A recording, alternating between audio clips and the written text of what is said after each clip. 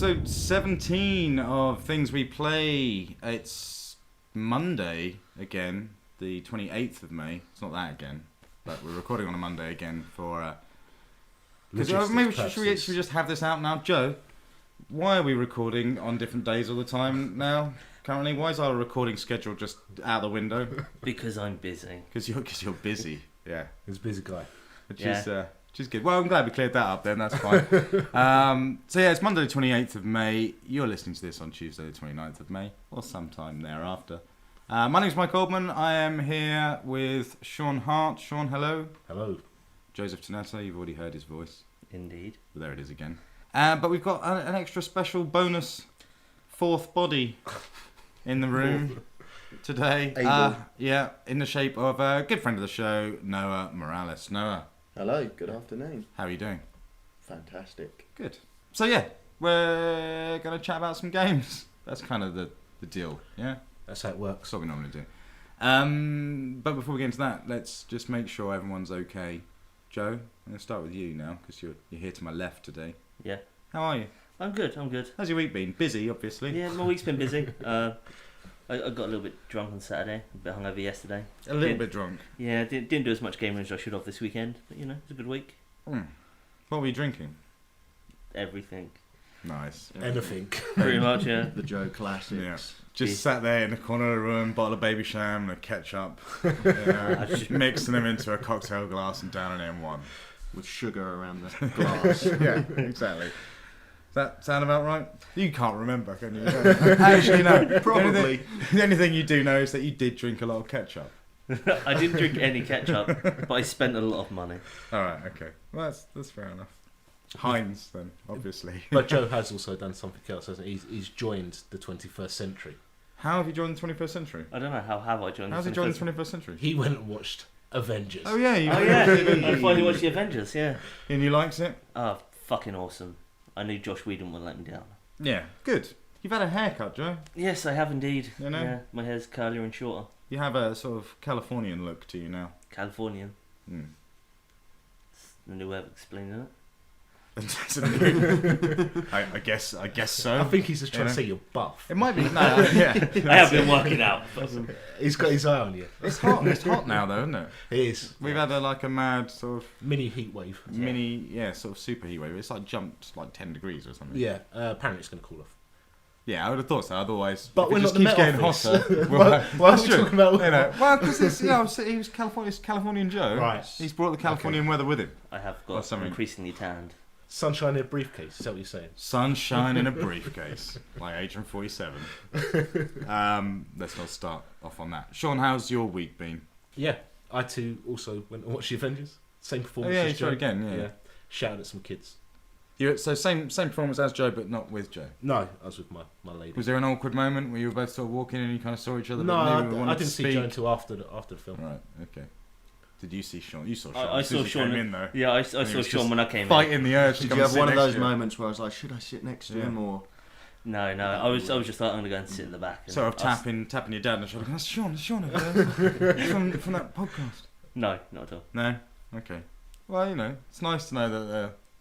You've got. But that does happen to me when I'm out. It's Shaun from the podcast, all the time. Exactly. Yeah, all the time. Because the recognition is getting crazy. It's weird how people can recognise your face. From audio, exactly. But it's. I'm a massive online. Apparently, if you take the last 30 seconds of the last episodes and then reverse it and then run it through a spectral analyzer and then just have a look at it, it forms an almost perfect picture of your face. Yeah. It looks like a Game Boy camera picture.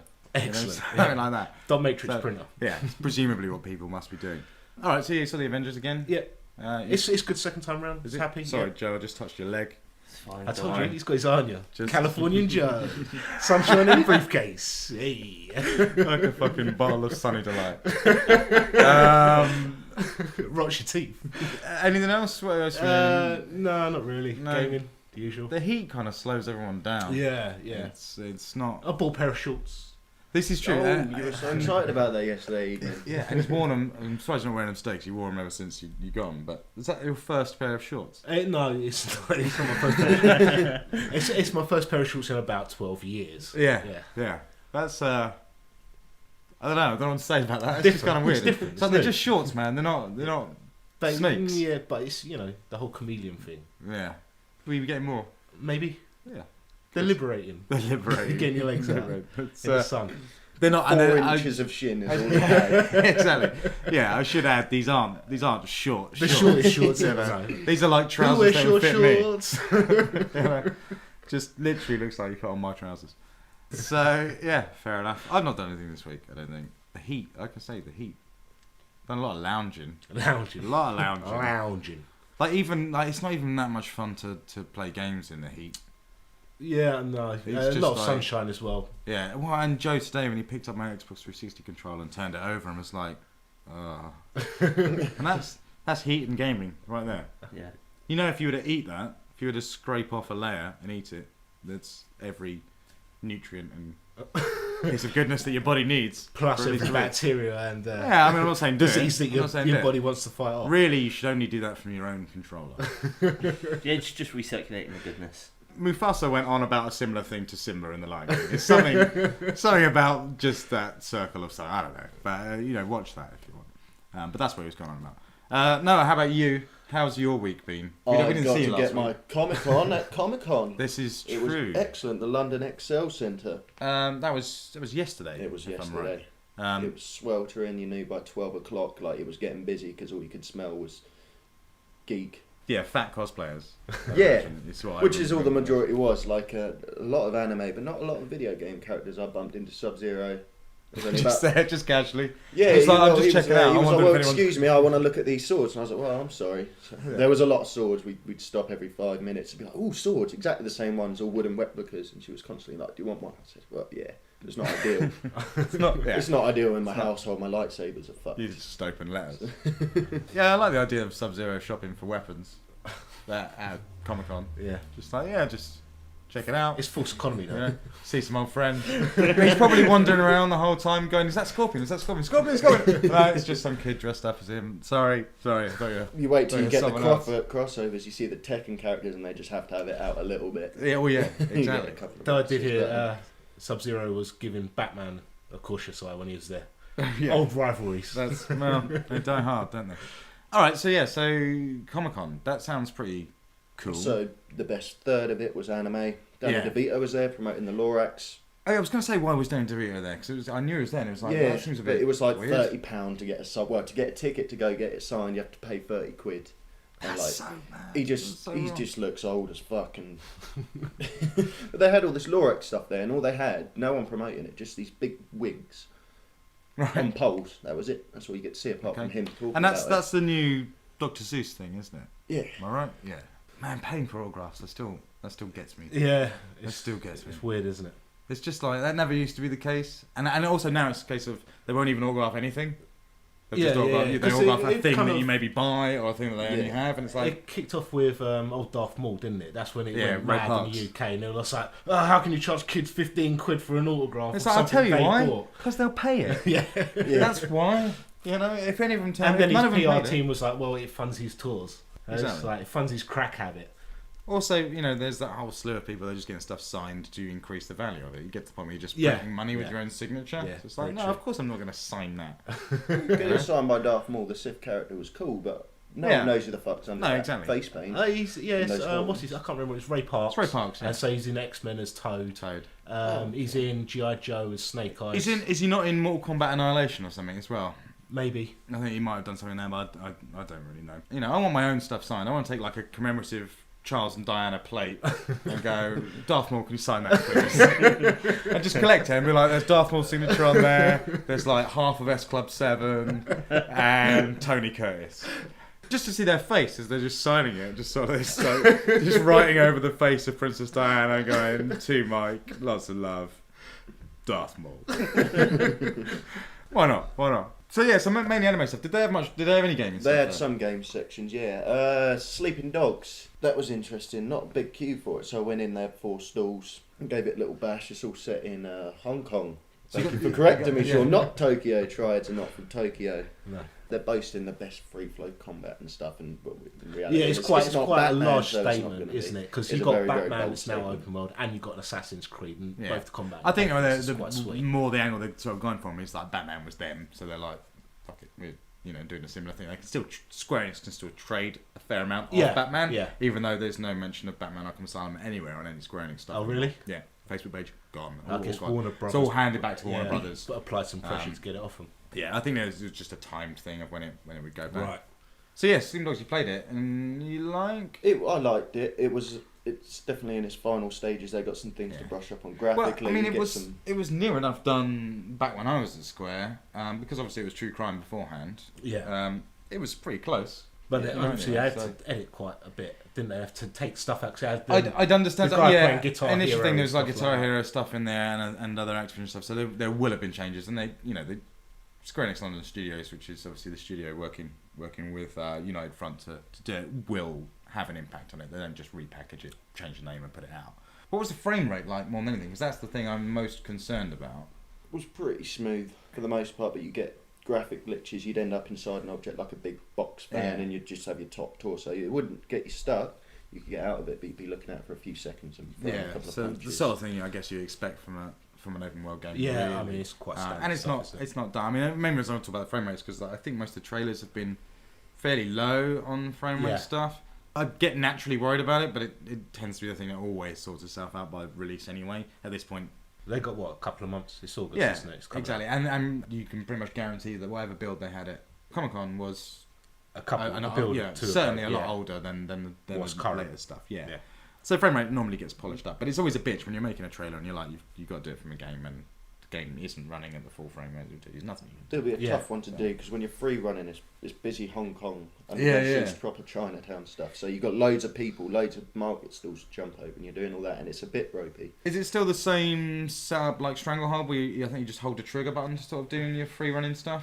So you just run up to something whilst holding a button and he just automatically runs over it? Or Yeah, I think you have button prompts as well for certain obstacles. it's cool. I really like it. I'm looking forward to The it. combat moves were good. Proper bone breaking, really brutal stuff. If you like it a bit grim, it's good. You can grind faces into fans. And That's stuff. always You cool. get The them environmental cooking. stuff's kind of awesome. Throwing men into wood chips. Yeah, there's a lot. You burning can people's get them on the faces floor and in like a jutsu or something, and then you just break Can their you knee arrest backwards. people? Didn't get. I had a feeling that maybe you had the option of. Maybe think of another game. So it definitely happens in another game where you can either arrest them. New York's or, got arresting, and I'm pretty sure LA had arresting as well. Yeah, that may be the case then. Because New York, you could literally go up to citizens, frisk them, and if they're carrying, then arrest them. I think you would have because the whole basis for it is that you have to play bad mostly, but you are still a cop. You've got this double thing. Did you do any of the driving stuff? No. Okay. No, I only got a bit of Yeah, because all that sort of vehicle climbing. When I last seen it, none of that was in the game. So you couldn't do any of the clambering over vehicles and stuff. But I've seen videos out of showing him jumping and from it's vehicle to sweet, vehicle man. and all that It's like it's like somewhere between Just Cause 2 and Pursuit Force on the PSP. And as you were saying on an episode previously, Shaun, it's white knuckle stuff. Yeah. When he's hanging onto the top of a car, he looks like he's hanging onto the top of a car. He's not like, hey, I got Magna boots on that just allow me to just stand on this car. That looks pretty cool. Anything else? Saw a bit of Steel Battalion, didn't play. Well, we can talk about that because I played the demo. I saw more here than I did there, but they had a cool setup for it. Aliens, Colonial Marines. Oh, the Aliens shipping about. I didn't get to play it. The queues were silly, and you had to sign up for these mailing lists. And Well, that's interesting as well about. because that's they're raving about Wii U stuff for Colonial Marines at the moment. So that's going to be the best version, and that's this kind of lead platform. Right. Obviously that's not what would have been there because it's Sega, isn't it? It's Sega publishing it. It's Gearbox that are making it. Okay. So of Borderlands. Yeah, I'm not a massive fan of Gearbox. No, come on, Gearbox know what they're doing, man. Yeah. They put out a few clunkers, but Borderlands, awesome game. I hate Borderlands. Yeah, you're a Great fool. game, man. You're a fool. Borderlands 2 looks amazing. And what was their other? Brothers in Arms. Early Brothers in Arms games were awesome. Yeah. Hell's Highway. They kind of. You're not really dropped the selling ball on. Gearbox to Are me. they no. still doing Brothers in Arms? Because there's a new one in there coming soon. There's rumour that that's cancelled now. What was it called? It was called. It was like. 4 something. Was it Furious 4 or Yeah, something? yeah. Which I thought looked really cool, but most Isn't people were a that bit. kind of based on Glorious? It looked a bit like Inglourious Bastards, yeah. Taking that same sort of idea of a sort of more punky vibe against Nazis. Was it Gearbox that done Bulletstorm as well? No, No, that was that's People Epic. Can Fly. That's the one, yeah. It's People Can Fly developed and Epic published. So yeah, no, Gearbox are alright. They're good guys. Randy Pitchford knows what he's doing. You can't rate them on things like Duke Nukem Forever No. and Hell's Highway. But Colonial Marines is apparently looking really good, so that's interesting. Anything else? No other games. There was a Transformers Universe stall. You go up. Transformers Universe. What's Yeah, no, Transformers this was interesting. I went on, you just type your surname in. It's a very clever way of marketing and getting people onto your mailing list. You go up, it's all exciting. You've got these big touchscreen computers and all this Transformers stuff. You get given a lanyard. I'm wearing my wristband now. They ask you if Nice. you're an Autobot or a Decepticon. You sign this mailing list. All that happens, you walk to the printer, gives you a printout saying, whatever, I have my surname, Moralis, I am an Autobot, and you get a paragraph saying, Okay. I'm proud and right, and all they've managed to do is get me on their mailing list. But yeah. Went on the internet. Me and Shaun looked at a teaser trailer. Oh, did you watch it with me or did I watch it No, with some? No, I I think watched it you with my watched girlfriend, I think. But Okay. yeah, it's just a couple of teaser Yeah, 'cause trailers. I But can it be- looks like an I can be online confused with MMO, Jenny. Okay. Yeah, maybe then. Maybe that's the which the would case. be interesting. A little from the it was an unknown Autobot they had in the trailer, but it looks like it's just some custom one. It's very fancy. I recommend you check it out. Transformers are interesting in the fact that you just made me think about when you say you were asked if you were an Autobot or a Decepticon, and I instantly thought it was Decepticon. Yeah. It's like, Really, I was up and I Because was like the bad Autobot guys, and proud. bad guys are cool, yeah. And then I suddenly was thinking about it more, and it's like Transformers is one of the few things where actually the good guys are almost as cool as the bad guys. Yeah. The Autobots, yeah. I just I Some of don't them, blame yeah. you Yeah. for choosing Autobot, but it's Well, there's not a Someone lot. made a fair point that the Decepticon, the Autobots are unorganised and always unprepared, and the Decepticons are smart, That's- intelligent, yeah, that's very, true. very well like organised, like prepared, Nazis. and they like that other Giant robot organised. Nazis. Actually, and they turn into cooler things, and they have more planes. that is true. Although I did think that the Decepticon logo I think is better than the Autobots one. Yeah. Yeah. Yeah, definitely. But that actually just reminds me before we get actually into some proper gaming stuff. Do you want to tell us about Iron Sky? Iron Sky, yeah. Joe came round today to record the show and he was ranting and raving about some trailer he had to show us for a movie, and he kept saying "Eye in the sky, eye in the sky." I was We're saying like, what are you Iron talking Sky. about? Eye in the sky, and then it later transposed it was Iron Sky. Apparently, I'm not very good at saying iron. Iron though. It's iron. You are what? Yeah. Why? Cat food, irons. What? But anyway, Iron Sky. So Eye in the Sky for everyone that wants to Google that. It's EYE in the sky. No, it's Iron. IRON. Iron. Which will become clear once Joe explains it now. Okay, yeah. So it's set in the year 2018. It's a movie. Yeah. Well, I sort of. Yeah. I'm just trying to yeah. clarify. It's a movie. Yeah. 2 words. Sounds like Eye in the Sky. Right. Anyway, so yeah, it's a film set in the year 2018. Sarah Palin's the president of America, and then just out of nowhere, the Earth starts being attacked by flying saucers and all this sort of stuff. And then you find out that it's Nazis that have been living on the moon for 70 years and have finally decided that they're going to take back the Earth. So their main base on the moon looks like a swastika. No one's noticed it. Sat there on the moon, and so yeah, they're coming back after 70 years to take back Earth, and it just looks ridiculous. It does look awesome. It's you say it came out of the Berlin Film Festival. Yeah, they started filming it back in 2006, and it was like the 95th Berlin Film Festival. I don't know how it's done. It seemingly has no one in it. It seemingly looks like reasonably big budget, doesn't it? Yeah, Especially well, effects are pretty cool. They were at the Special expo. effects They had a look stall sweet. at the expo, but Oh, did they? Jenny told me the synopsis, and I went, "Just keep me the fuck away from it. I am not interested whatsoever." But yeah, look, special effects looked right. It has no one in it. It has Udo No. Kier in it, which is the only person I recognise from it, and he doesn't do any sort of big. I think there was movies. somebody else that I noticed, but I had the greatest Can't tagline remember ever. What was the tagline ever? Was it "The future's about to get Nazi"? yeah, Which is pretty good. That's as far as I But go. it's the fact that once they're on Earth and they're like storming out their spaceships, they're using World War II submachine guns, and this is the year 2018, and it's just The far-flung future. Yeah. The future looks really like 2018, man. That's like 6 years away, and there was a lot of space stuff Yeah. going on. Full-on Star Wars space battles. It looks Yeah. like. And Nazis, you just think they'd give it up by now. I know, Or something else.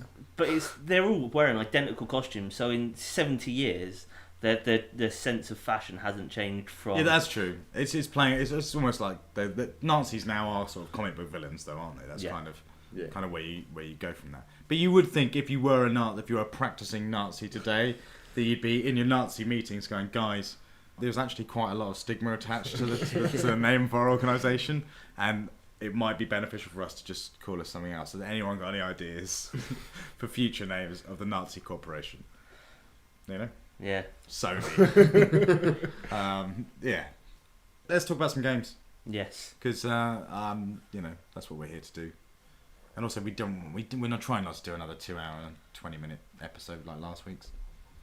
Sean checks the clock. It's going well. It's going well. All right, first game we're going to talk about then is one that Noah you saw at MCM, Steel Battalion, which I think is cool. It's worth mentioning because it's a bit interesting in the fact that classic Steel Battalion comes with the dirty great big. Yeah, it came with a giant controller that sadly very few people will have actually seen, but you kind of need to believe. I've sold about 4 of them. I remember. Yeah. I remember people when I coming started, in and they were going for pittance. Yeah, exactly. And if you try and buy one now, you're criminal.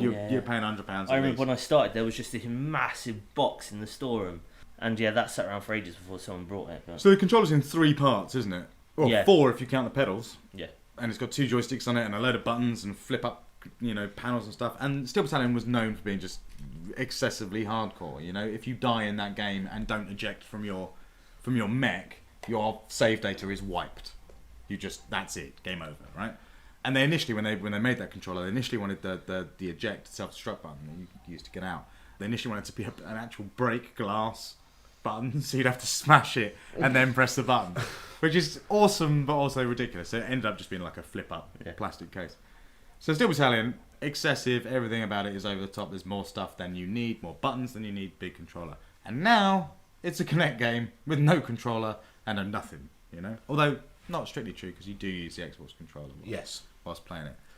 Demo's just gone up online, so I had a brief blast with it last night, playing the tutorial, and it's one of those games that you kind of have to go and you're thinking, well, I'm piloting a mech, and I'm now doing it in Kinect, so I'm physically pulling levers and pushing buttons and stuff. I probably should use a tutorial. Like if someone went to me, there's an F-16 outside, do you want to go flying? I'd probably go, have you got a manual? Just flick through for a bit and go, right, that's Can I boot up a tutorial? Yeah, I'm not just going to just dive straight in, let alone, it's not just... Well, you might dive straight. Well, that situation would even be different, because if I went and sat on an F-16, probably wouldn't be able to do anything anyway. But the alternative to not doing this tutorial of this was a war zone, and it's like, well, I probably need to. So I did the tutorial, it was sluggish as hell. And we've jerry-rigged Kinect for this, I've borrowed my dad's Kinect, I've hooked it up to the TV, and that's it. No calibration and nothing, not move the sofa, and it's a bit sketchy. The game is nuts. It's kind of weird, man. You are literally, it works. It properly seems to work. I didn't have a great deal of fun playing it, because actually moving the mech around using the pad, which is kind of strange. It wants you to keep putting down the pad and picking up the pad all the time, because I'm physically using my hands to pull levers and touch dials, but then to control, that's kind of a bit inconvenient, but it's cool. It's just complicated as it looked when you was playing it. It looked like it was responding really well through the Kinect. Yeah, it was. I mean, given like I say, the setup that we got here isn't great. I mean, we were previously using it for Ghost Recon, and we'll talk about that later. And you played Joyride a little bit on it, but it's not great. It's not set up perfectly for it. No. But this worked really well. And the fact that you're sitting down, it does want you to stand up at some times, because I think there's bits in the game where you come out the top hatch of your mech and maybe fire a gun or just look around, I don't know. So you sat down for the most of it. And so, it just kind of works. And it's all reaching into the screen and pulling things back, as though you are pulling virtual levers. So it kind of, that seems pretty responsive. Problem is, that's the cool bit. Yeah. The moving around the mech, I didn't even care about. I kind of just wanted to sit in a box full of buttons and just press buttons all the time. And there's 3 other dudes in this cockpit. They're all like annoyed continuously. Yeah, you can trying to touch their heads, because it gives you virtual hands. So you're caressing someone's head, and he's just trying to be in a wall. But it's quite funny when they respond by shrugging you off. Yeah, there was some cool moments in the game. The first moment, and when they explain the tutorial, they're like, and here's the self-destruct button, and you're you pull this lever, this console out, and then you flip up a little plastic thing, and then there's the button. And they're you flip it up the first time, and the dudes start going, yeah, that's enough. Good old Joker. Let's put that back now. And I was like, well, what happens now? So I went to push it again, and as you go to push it, the black guy next to you grabs your arm and pulls you back and goes, fucking taking it too far, man. It's not funny. That's a self-destruct button. So obviously the first thing we did when we played today was press self-destruct button. Yeah, self-destruct button. It's pretty cool. So yeah, I just felt like actually aiming at stuff and shooting stuff wasn't that fun, because I'm using the pad. Yeah. But actually just being in that box when lights are flashing and alarms are going off and you can hear bombs, and he just like randomly pulling levers, like I don't know, like someone who's never driven a car is just going. You can imagine sort of that clutch noise. Yeah. And that's sort of, it's just that's perfect. That was all wicked. I need to see more of it. When you were showing it earlier, you didn't seem to be pressing buttons and pulling levers as much as touching the guy next to you and going, "It's all right, man. It's all right." Just comforting. Well, no, but that was it. So as much as it was funny to just kind of put your virtual hand on someone's shoulder and go, "Hang in there, bro." You said that you actually do that in the game, sort of. Yeah, there's points. From what I understand, when I saw the developer talking about it, he's saying that when you get continuously bombarded with like missiles and stuff, team members can freak out. And so they'll try and get out the hatch, and you've got to kind of turn, grab them, pull them down, but then they continue to freak out. So you've got to then punch them in the face to calm them down, to bring them out of hysteria. Cool. It's got the whole game has that sort of attitude. There's loads of swearing in the game. Everyone's just like, fuck this and fuck that. It starts off in the demo where there's some guy pissing up against a cactus. Nice. And you like talk to him. He's like, "Oh man, I pissed all over my own hand." And you're like, "Oh okay." And then he continues to throw apples to everyone. Okay. And you catch an apple. You have to catch an apple. And then you take a bite out of it. So it's just pissed all over his hand.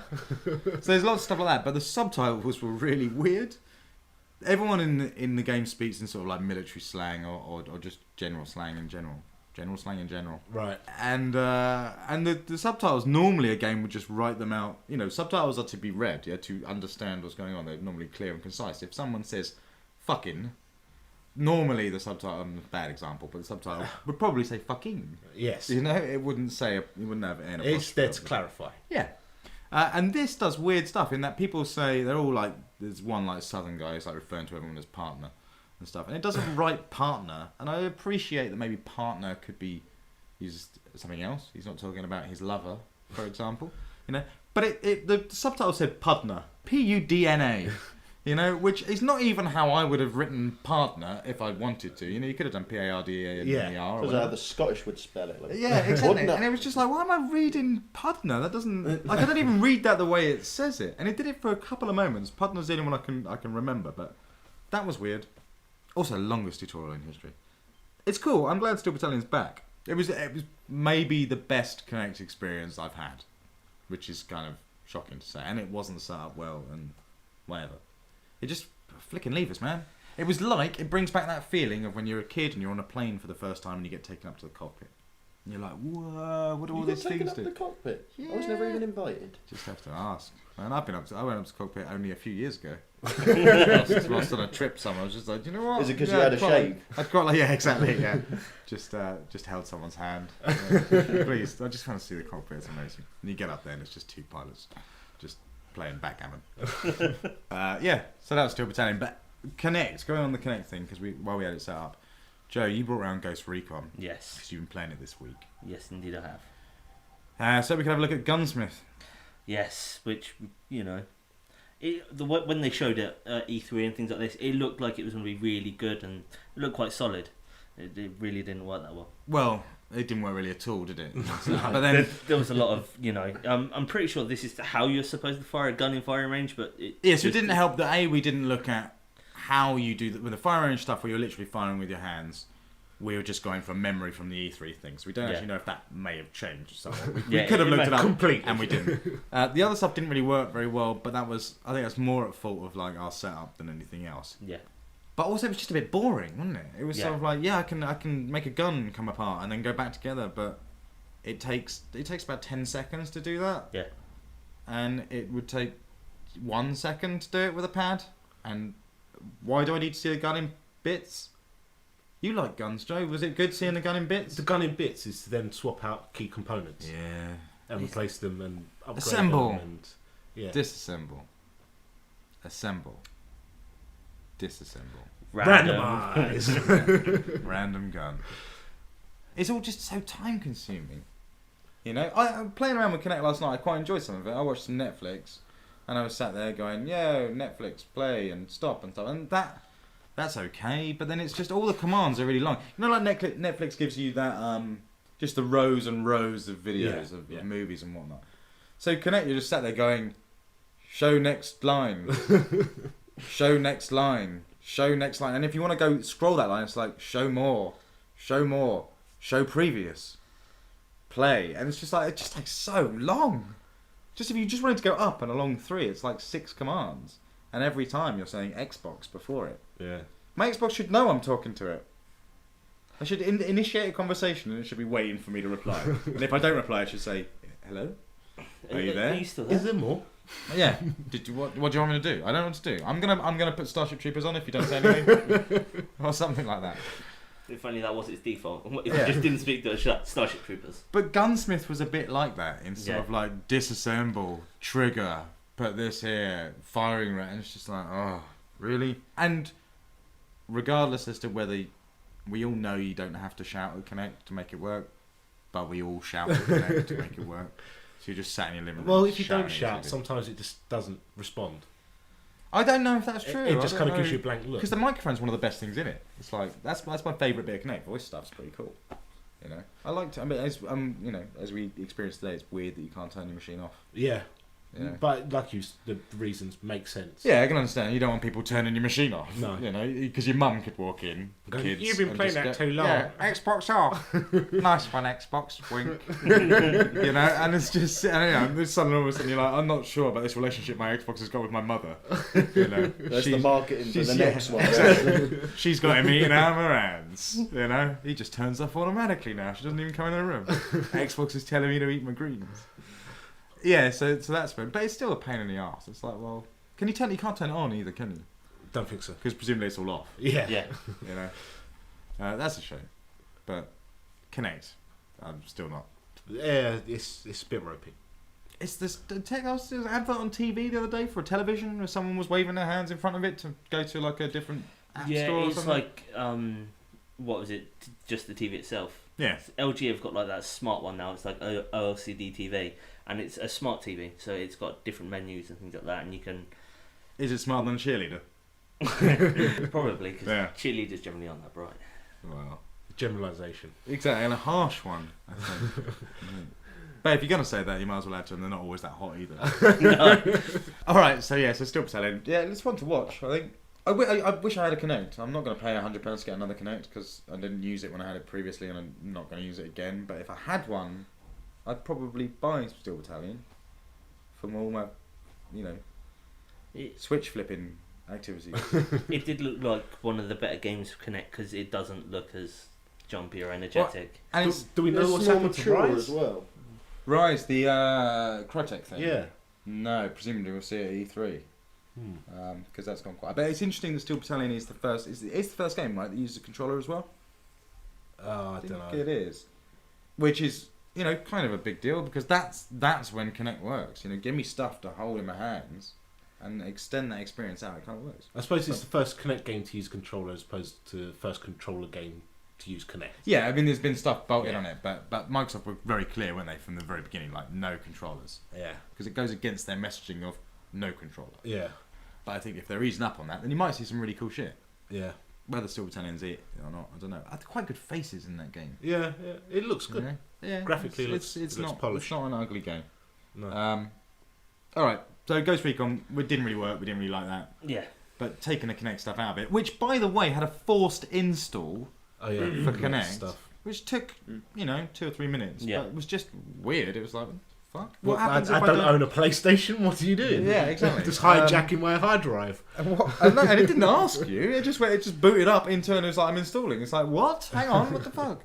It's just overwriting family photos or something. I wonder what happens if you don't have a hard drive. It'll probably just won't start when you use Connect. You reckon blue smoke will come out the back? It waves a white flag. She's like, no, I'm not doing this. Yeah. Tell us about Ghost Recon then, Joe, because you like guns and you like Tom Clancy. When did I say I like Tom Clancy? You just do. I said it. That was me. Okay, that's all I like. Don't Tom you like Clancy. Tom Clancy? Ah, he's alright. Tom Clancy, as you say. Tom Clancy, yeah. Hi, I'm Tom Clancy. It's not James Bond. But anyway, Mr. Ghost Clancy. Recon. Yes, Ghost Recon. Yeah, What's it called? I forgot. Future Soldier. Future Soldier. With a game that doesn't look very future.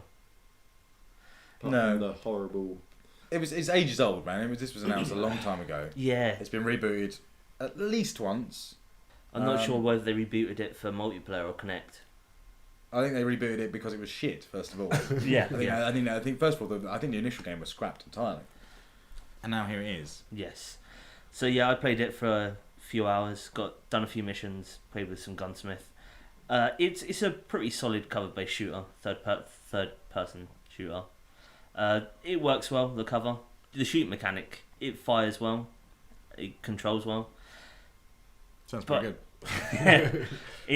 I still have a problem with the left trigger to aim slightly and then the You keep bringing right this up. because it irritates me because no games don't do that. It's either left trigger or right stick. It's never both. Oh, what? So have you got like a pressure amount of scope you're looking into? We should explain what it No, is. it's You've got just- normal third-person view. Left trigger gives you like a precision aim. goes More over lifts, the shoulder. Yeah, he lifts up his gun. It sort of zooms in like slightly. Resi 4. Yeah, And then right stick clicking in scopes your weapon. yeah, it goes iron sights or whatever scope you've got on there. I don't think that's out of the ordinary at all.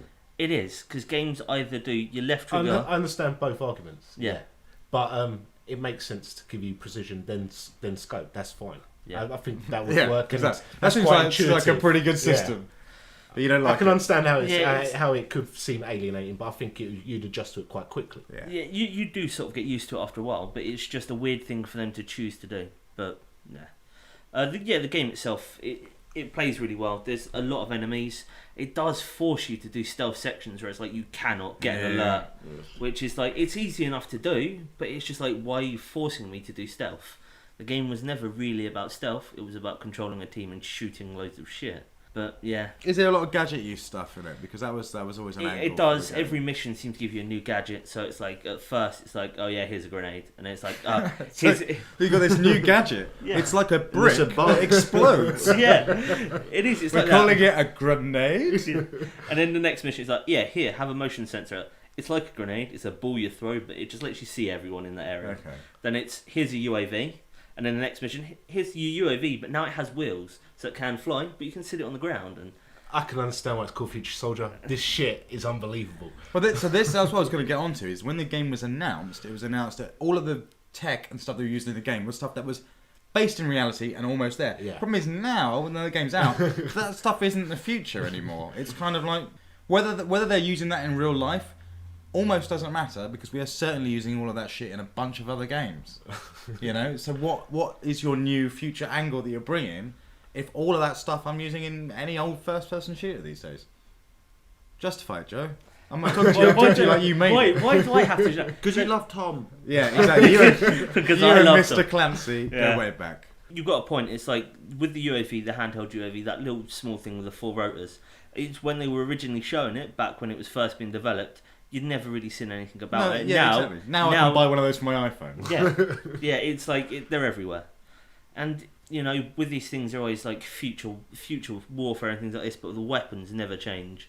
They always use the same weapons that are of the current generation, and It just looks as well like the same environment, same sort of dusty area, and then like a city area, just like the game. Advanced Warfare. Yeah, no, this game does change more because Advanced Warfighter was always sort of set in one location. This one, you're jumping all over the place. Do I go into space? No, I'm sorry, Mike, you can't go into space. Do I go underground? No, I haven't gone underground yet. You might do. Jungle. Yeah. Actually, I do go into a sewer. You do go into a sewer.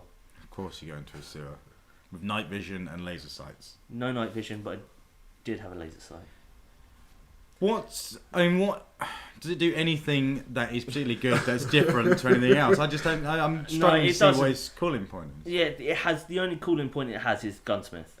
It's the only good feature that it has out there because it's like you're part of a squad, but during the mission where it like tells you how to do things, it didn't really tell you how to control your squad. So it's like your squad controls are very It's 'cause limited. Natural leaders, Joe, just control squads anyway. Because you can't learn that stuff. They should use the Steel Battalion control and Exactly. start rubbing their heads Yeah, or to give punching them people in the orders. face. But yeah, no, its only real good feature is gunsmith, so you can pick your weapon and just And how does that impact your gameplay? Because so I can customize every weapon, right? yeah. And I can customize them a lot. Yeah, but you have to unlock. So they have for each mission they have challenges. So it's like there's weapon challenge, which is like get 5 consecutive kills with a light machine gun or something like that. Then it has tactical challenges, which are 3 challenges that are set for that specific mission. So it's get through the town within 60 seconds and not get any civilian casualties and things like At that. least it gives you a bit of replay value. Yeah, and then it's got another one. I can't remember what they call it. It's like it's ghost rating. So it's like you have to get over 60% to unlock a camo. But I mean, does it have any great impact if my pistol is red and has you know, Camouflage- some extra sights on it, really, or Camouflage, not so much.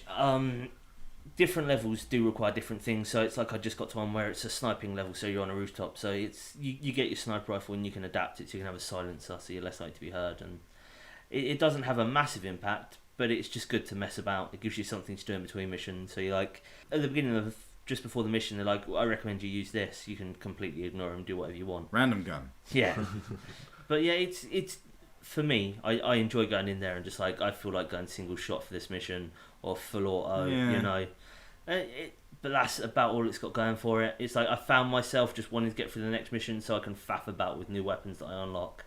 So it's like you don't have access to every weapon at the beginning. It's like at the beginning you can have a PDW or light machine gun, and then it gives you assault rifles on the mission after that. Then it gives you something else, shotguns after that, and then sniper rifles. Do you know if this carries over into multiplayer? No, multiplayer has its own system. So multiplayer unlocks guns for levels, and every time you level up, you get a certain amount of attachment points, which you use to buy attachments for your weapons. Wow. Yeah. I haven't touched the multiplayer. After playing the beta, I didn't want to go near it. It'll be interesting to see how it does, because I'm not even sure Ubisoft know exactly what to expect from this one. It's been so long since there's been sort of any Clancy stuff anyway. It's been a while since there's been any Ghost Recon. Yeah. And it's just sort of like, you know, that last minute attempt just before it came out where they slapped the Far Cry 3 beta onto it. Is that part of it now? Yeah. So you get access to the Far Cry 3 beta through Ghost Recon Future Soldier, but not yet, obviously. Similar to what they did with Conviction. Conviction. But, I mean, that just seems like they're not too sure, they're not confident it's going to sell, yeah? And I don't know who it's going to sell to, you know? I know there's a whole bunch of Rainbow Six fans that will probably pick it up thinking it's got to be a little bit close to Rainbow Six, yeah? I think its key selling point is that it's out around the point where there's no other new shooters out, isn't it? I suppose, yeah. And The problem is, strength though, that it's a shooter. yeah, the problem is, though, that shooters nowadays are stronger than that, you know, the people that are... No one's dying for a first-person shooter because they're still going home every night and playing Call of Duty. Yeah, but some people like to divert. Yeah, true. Yeah, and that tactical it's sort new. of more niche it's like, well, I'll play it simulation because vibe. it's out and it's new and there's nothing else out that I want. at The moment. game, I would have been more impressed with it if it was out when it was originally supposed to. Yeah. If it wasn't pushed back, the game would have been a lot better. Sure. Or maybe it would have been worse because, you know, maybe like you said, they pushed it yeah, back they to had to adjust the change story. loads of stuff. Yeah, but the initial plan was obviously... If it was this game Yeah. out then, it would have been ace. Yeah, I think after it being delayed for so long, people may be worried, like, do I really want to play this now? Well, it had some bad showings as well. Yeah. It's not had some great demos, and I think there's been a lot of concerns about it for a while. But Yeah. it's a shame, because Ghost Recon used to be a massive franchise. Yeah, Advanced Warfighter was awesome. And it's, you know, it's just kind of not... Fizzled anymore. out. Yeah. It's funny how that happens. So, okay, Ghost Recon, It's alright, not as good as it could have been. Its only one redeeming feature is Gunsmith. and that was a bit naff with Connect. Yeah. Past his sell by date. I just didn't get a very big Future vibe from it. That's the main No. thing. It's like... Also, Future Soldier is a shit name, isn't it? So also Advanced Like, Warfighter. show me a first-person shooter where I'm playing someone who's not a Future Soldier. You know, it's tricky. Unless you're going back into World War II stuff, most characters in first-person shooters are Future Soldiers.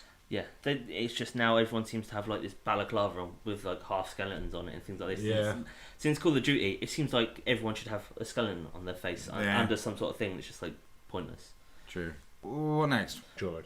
Joyride. Yeah, so still on Connect. Staying Connect. Related. Yeah, so Connect Joyride was a launch title for Connect. Yeah, I think it was. Initially announced, and you have a bit of a beef with this. Yeah. But initially announced by Microsoft as being free to play. It was always intended to be an arcade title that was free. Yeah. And then you purchase cars. Yeah. So it was yeah, like you say, it was Arcade. It was last E3, I think was it last E3? No, it was E3 before last because Connect was out before. They announced it and they said, yeah, free to play, microtransactions is how they're basically going to fund it, and yeah, arcade title. And then all of a sudden Connect comes out and it's a retail box title, no longer free to play. 40 quid. 40 quid, yeah, and that's that. So that was already Shady. enough. Yeah, I mean it just looks like they didn't have enough retail titles for Connect, and so they went, cool, we can repackage Joyride up as this and that'll do it. What's mad now is it's now come out again on Xbox Live Arcade As an arcade game. rebranded as Joyride Turbo. No Connect. No Connect. Controller So based. full controller support, which is kind of weird that there's no Connect whatsoever. Yeah. Because you'd think, well, you know, it was in there. Maybe you could have had it as an option or something. Yeah. But then I suppose they bastardised sales of the original. Yeah. And it's only 800 points. And it's only 100 points, yeah. weird. There's a lot of weird But stuff. it is going on. 800 points. It's still not free. Yeah. Interestingly enough, the press release that came out when Turbo was announced, or was launched, said that it's now like it mentioned precision control or something. So to say like, yeah, you're just kind of waving your arms about and not knowing what you're doing. It's really good. It's not bad. Turbo's not a bad game at all. No. I mean, it was already a decent looking game. It's it's a kart racer essentially with avatars. It's kind of Microsoft's, Mario Kart, boss PlayStation 1. It does a pretty good job Mod Nation. of Mod Nation is kind of like in that vein. Yeah, it does a pretty good job of actually making your avatars quite cool in the game. I quite like its use of avatars. I mean, Microsoft don't have any big character set that they can throw into a game like this, a la Mario Kart or Sega All Stars Racing or anything like that. So the avatars kind of work really well. Though to be fair, kind of, if you go and doing an online race, 70% of people's avatars are dressed up as video game characters anyway. That's what I kind of so like. it kind of about provides its own roster. You're kind of sitting there next to Boba Fett and next to Batman. And it's cool they do it because initially, and Master Chief. Initial Avatar games didn't allow you to do that. It didn't work with a lot of props and stuff. Yeah. And now they all seem to. And it's always really weird when you're like playing DJ Hero 2 and like Master Chief's on the deck or something. It's like that's. I'd be like I'd question that if I owned one of the IPs that was being represented by someone else. But I guess you give your license in a way as soon as the avatar is created. Yeah. And it's a costume, and they are not the characters. They're dressed as the characters or whatever. So so Joyride Turbo, it looked alright. Yeah, it plays alright. I mean, I'm probably not the best person to report on a racing game. I find them quite limiting. I don't ever buy kind of full box price racing games because I forbid to pay 40 quid for a game that I'm bored with within of 6 hours or so. I must admit, I haven't got into a racing game in quite a while. Yeah, I mean, Joe's quite a big Forza fan, so he buys it every couple of years it comes out. Yeah, every new generation of it, I buy it. But this is way simpler, isn't it? This is just. I mean, it's literally a car. It's not even as in depth. It certainly doesn't stack up to Mod Nation Racing in terms of customization and all that sort of stuff. The premise is that you've got two game modes, racing. If you're going online, you then do Pro Race, which has no power-ups, or Battle Race, which has power-ups. Okay. Again, similar to Mario Kart. Power-ups are pretty much the same stuff as well. You've got the equivalent of a red boosters, shell, and, you drop shells, and I don't think there's any. I think when I looked at it, if I remember correctly, there's no banana skin equivalent. There's no oil slick or anything to put down. You can get fake power-up blocks to put down, but there doesn't seem to be any sort of real no, you've got green and red shells. I think red shells drift towards enemies, right? So they're kind of like homing mines. They're not shells, though, are they? Pretty much, yeah. Are they? They look like shells with massive spikes on. Yeah, I think they're mines. They're like they're sort of like the sea Bomberman mines, maybe almost. No, they're like sea mines. They kind of have that kind of spiky feel to them. It's a bit like Bomberman mines. I can't remember Bomberman mines. Don't just dismiss it. No, they're nothing like Bomberman mines. I don't remember them. All right. And green ones just sit static. This kind of second mode is Stunt Park. Yeah, because actually we haven't mentioned the fact that you do stunts at all. Yeah, I know. I mean, it works on burnout system now with the boost. So you perform stunts and drifts to earn boost. And then that obviously it does what it says on the box. Yeah. So yeah, you just do flip stunts. Right analog stick and left analog stick both control stunts now. So you tilt right analog stick left or right and you barrel roll. Yeah. And then you kind of push it up or down to rotate forwards. It also seems to almost self-right you a little bit as well. It does, yeah. When you come for a landing, yeah. Yeah, it's very unusual that you don't land a jump. No. Yeah, it does happen occasionally, but it's not frequent. So tell us about the stunt mode then, because that's kind of it's a bit more sandboxy, isn't it? Yeah, they've kind of because on the Connect version of Joyride, you generally have just a half pipe with fruit, and it's kind of score attack. Stunt Park in this is now there's two tracks and they're both kind of sandbox, literally. Yeah. Purpose behind them is to collect trophies which serve no purpose other than getting an achievement as far as I can tell. Really? Okay. Yeah, they don't unlock shit for you. Yeah. And car parks, which is where the game becomes more interesting in general. I mean, car parks are there. The car parks are there in races as well. So you generally have kind of 3 to 8 bits to collect on race, and so you've got lots of offshoots and kind of secret routes through each of the maps where they're generally held. You also collect money, which then allows you to purchase new cars once you've collected the necessary parts for that car to be unlocked. And that's where its addiction kind of comes in. It is quite addictive collecting the parts. The stunt park stuff looked really interesting, but I didn't kind of see a point to it because you almost get like a Tony Hawk's 3 level, don't you? And then a bunch of people in it, and you just kind of, but there's no time limit or goal to it. You're just literally running around, everyone doing sort of the same stunts. Yeah. And that's it. And there's other objects in there, and there's like a beach ball, it's like a giant beach ball rolling around and stuff, and other stuff for you to just muck around with. I mean, you get a kind of trail of coins. So if you collect, it's broken down into batches. So if you collect, say, the first 8 coins, then collect the second set of 8 coins, that then produces another trail of 8 coins. And once you collect the entire trail, you get a massive payoff of falling coins. And then obviously those things, that's how you're earning money to buy your cars, which it all kind of focuses back around to. You do get variations on cars. So I think there's initially 15 base cars, kind of 5 sports, 5 muscle, 5 off-road, and then certain cars out of those have variants on them. Okay.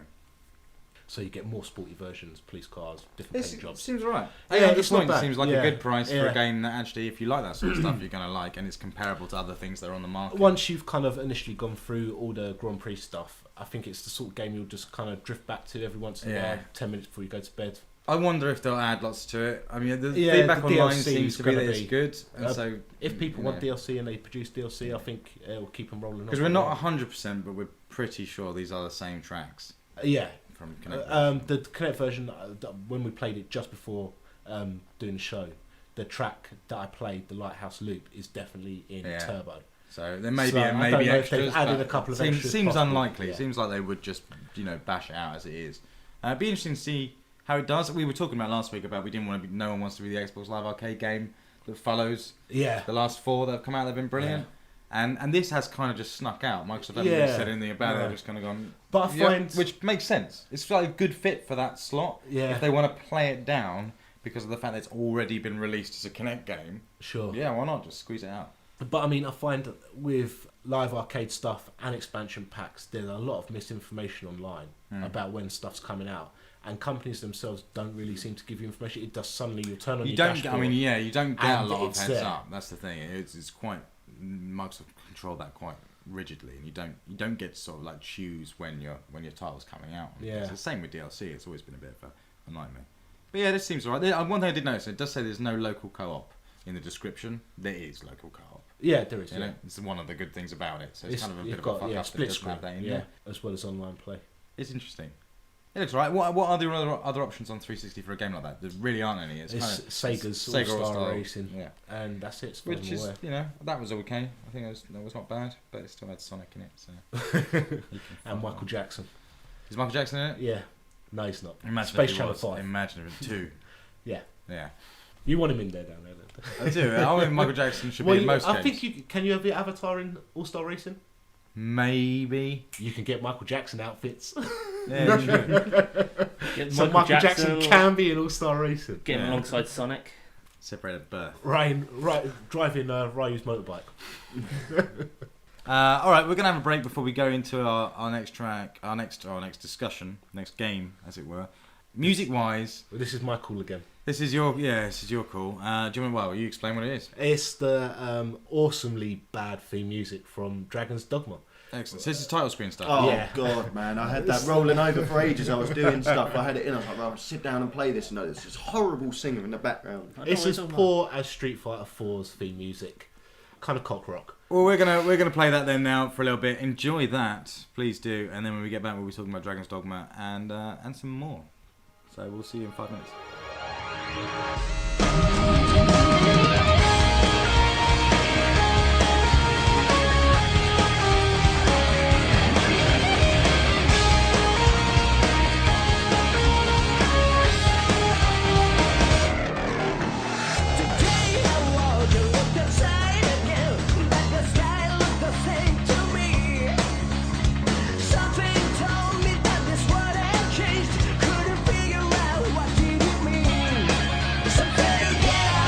Looks like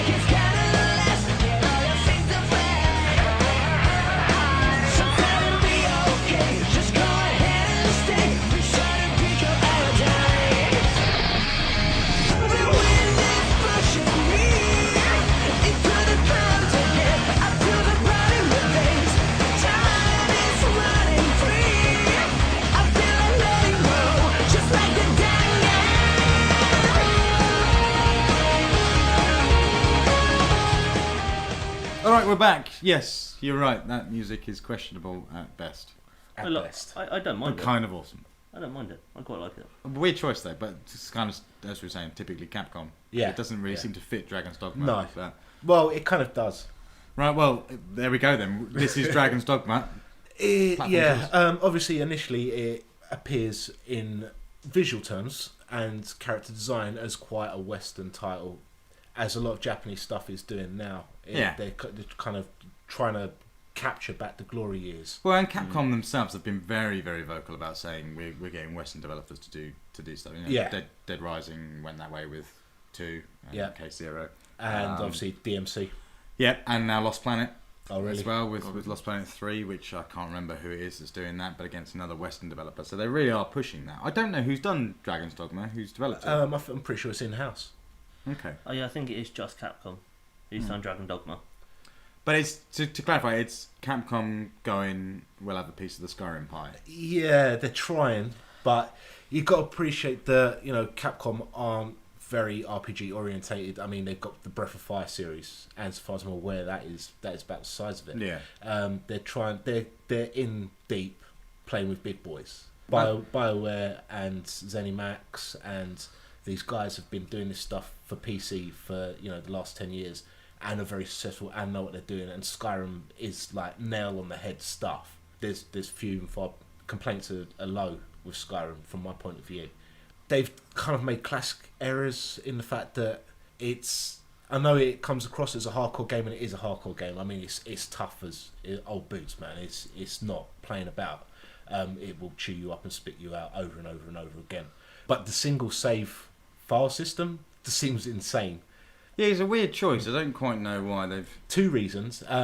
One, because obviously if you can save at any point in a game, it's quite easy to fuck your game up permanently when you're in a situation and you can't get out of it. And it's obviously just going to load you up there over and over again. So this does allow you to do that, does it? Yes. Right, okay. And secondly, it auto-saves. Anytime you go into the menu, it starts the save. And it's just... If it had your save and an auto-save, it wouldn't be as bad. No. But where it's the same file, so your auto-save over quite short. That seems a bit shonky. Normally you would have a separate... I mean, you might be able to saves. switch it off. I don't know. I haven't looked at the options. It hasn't been an issue yet. I quite like the idea of a single save slot, though. There's bits of that I quite like. I've never really agreed with you going through an RPG and having like 20 saves on the go at different points, because you start working the system. Yeah, you do. You know? And for an RPG in particular, where it's supposed to be you're playing a role and that is your one character throughout the whole thing, single save slot seems to make sense. It commits you to your actions. Yeah. But yeah, you're right. Everyone's been in that situation in the past where they've been playing, I don't know, Duke Nukem or something on a PC, and you just happen to have saved it at the point just before you die. Yeah. And every time you load up, you die. Yeah. But this is an RPG, so say if you have some good weapons, obviously for sort of saying when you go into the menu, you change your weapons or something. Yeah. You drop something, you've gone back into the menu to check it, you've saved over it, it's gone. So you're awesome ice sword or something. True. Yeah, you're in the middle of a combat with a big creature, and like, I'm going to have to go in the menu, take some healing potions. It's like, fuck, I've just saved in the middle of that battle. Probably not the smartest idea. But then Skyrim did the opposite for me. Skyrim does not save enough by itself. Yeah. You know? And so you're like, I've just lost 2 hours worth of travelling around because I didn't happen to go into a building. Yeah. Which is the other opposite. But I think this game looks good. I think visually it looks quite cool. Yeah. I quite like the style of it. It looks kind of Monster Hunter-y. Yeah. It does have that vibe to it, though. It's not quite as barren. Yeah. I find Monster Hunter.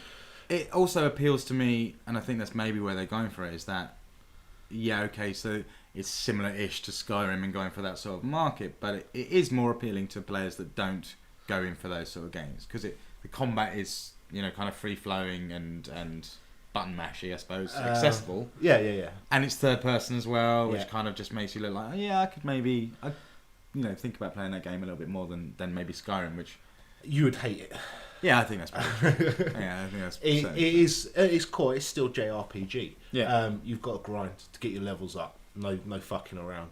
The plot is absolute bollocks. I mean, you're like some fisher kid in some fisher village.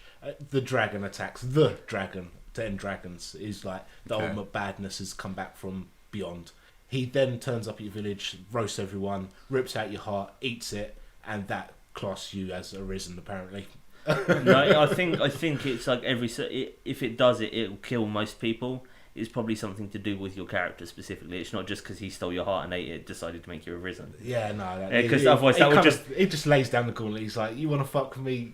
Build your party, come find me. It has a lot of stuff on screen, man. There's a lot of text that's just popping up on screen. Yeah. It works on the basis of an MMO. That's how the character classes work. So the initial 3 sets that are available to you are Warrior, Strider and Mage. I want to be Strider. Yeah, I was Strider's Strider. It's pretty much Legolas. I You've see. got the same kind of long knives, and then you can It's whip twin out your bow. daggers You and can jump Okay. on enemies' backs. It's the next stage Shoot up in with the a head. longbow. Yeah, then you get once they've started to upgrade a bit, you can then do cross classes. So you get things like assassins, which are knife based.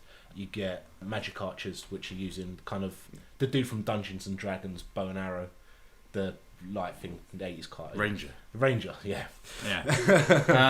And it's open world, isn't it? It's totally open world. Though you can't really just go off wandering. It's massive. Yeah, it's massive, but it seems linear as well, because it seems like there's pathways cut, certainly, so you can't actually go out. But then there's other times when it's just like there's massive fields and... You can wander across field. It's just not a good idea. Well, the stuff I've seen from it, from videos and things and demo stuff, is that there's nothing there. It's actually no reward for it. I remember there was an interesting interview, and it was like an interview from 10 years ago where the guy was going, yeah, see that mountain over there?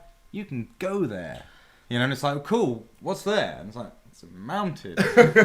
And before that was the big push for loads of games where they're like, yeah, that thing you can see. San Andreas. You ride to the top on the push bike and jump off. It's just a mountain. Fallout, the Sonic Adventure as well, where you got the Amazon level. Yeah, exactly. See that Mayan building. Yeah. You can go to that. But everything I keep hearing about Dragon's Dogma is that there just isn't really that much in the world. Well, the whole point in wandering the path is a safe way. The point of wandering off is how you find the monsters. They seem to be slightly further off from the path. Okay. So if you've got a quest to go and kill a certain monster, you do walk to a path and you have to find yourself going off to try and find it.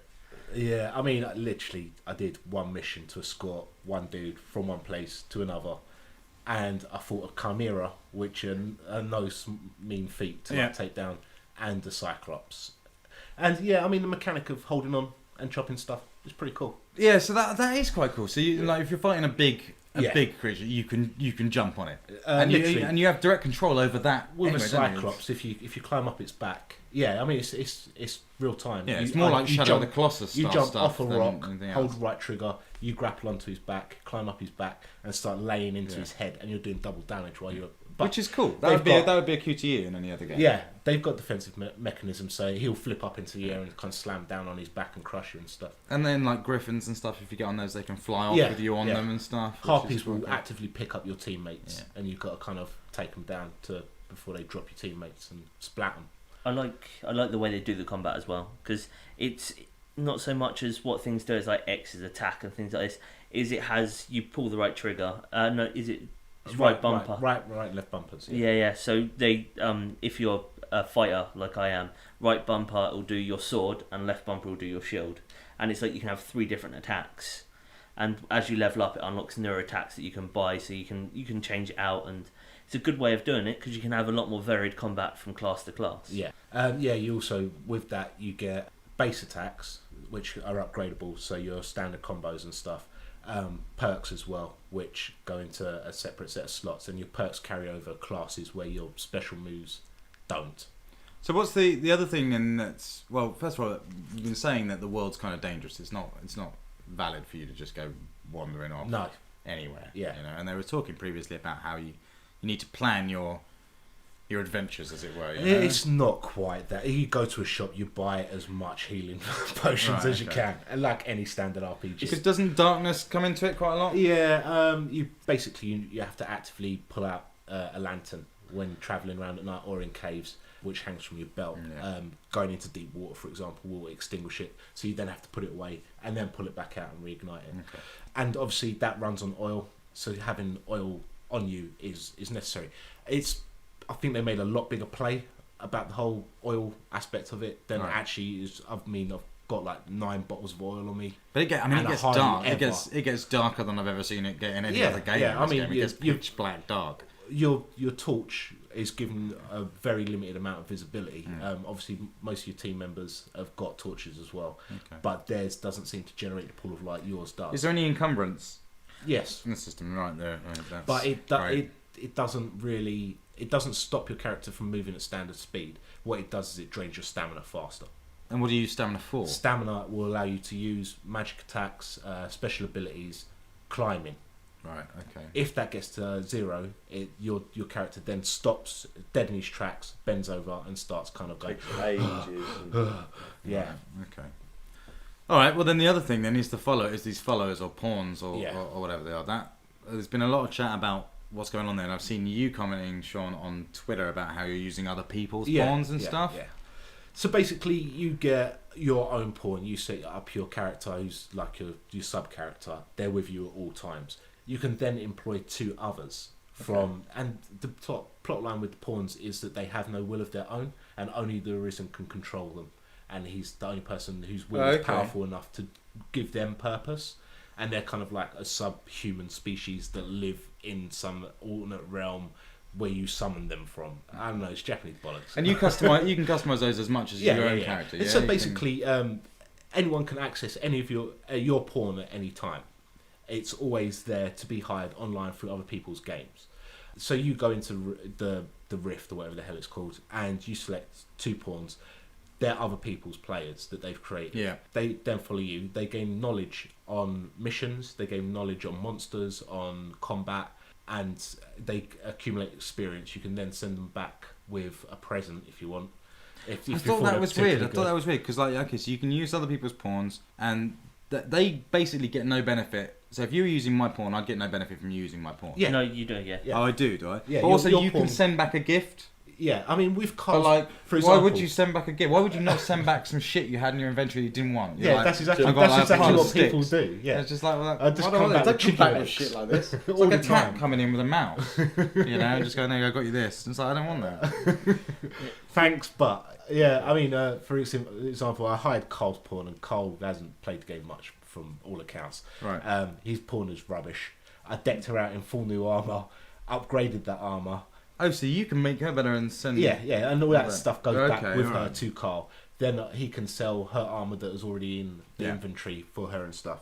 And they gain experience. They gain quest experience. So when it goes back to their game, and he receives her back into his party with the information. So basically, if you stay at an inn, your pawn then updates. Yeah.